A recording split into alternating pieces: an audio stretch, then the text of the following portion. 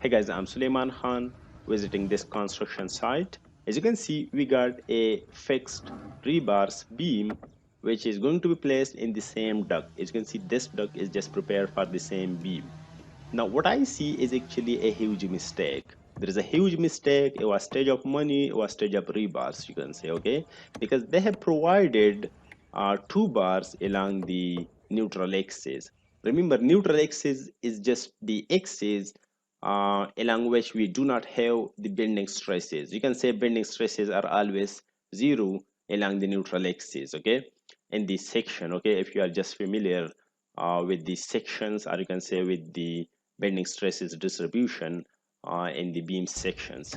Okay, so what they have done is they have provided two bars in the compression zone, two bars in the tension zone, and there are two bars in the, you can say, neutral axis or along the neutral axis. Okay, when there is no bending stresses along this section, there is no need of rebars in this section. That means these two bars should be removed. Okay, or these two bars should be, you can say, brought into the tension zone, or maybe one bar should be just placed in the tension and another one should be placed in the you can say compression zone. Okay, so there are actually two solutions. You can bring those two bars from the neutral axis to the tension zone. This is actually what I recommend. Okay, and another solution is you can just bring one bar from the neutral axis to the tension zone and one from the neutral axis to the, you can say, the compression zone.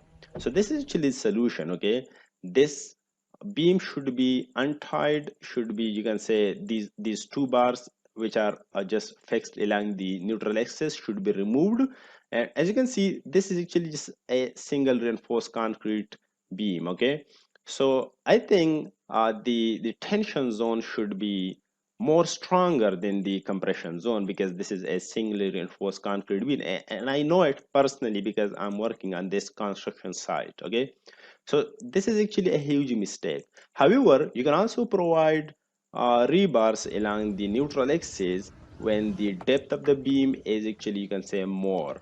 And this is just 12 inches beam. There is no need to provide rebars along the neutral axis. Like if the depth of the beam is actually, you can say, 30 inches, maybe 35 inches, maybe up to 50 inches, then you can actually provide rebars along the neutral axis, does not matter. Okay, so this is actually a huge mistake and I wanted to share it with you so you don't make this mistake again. See you in the next video.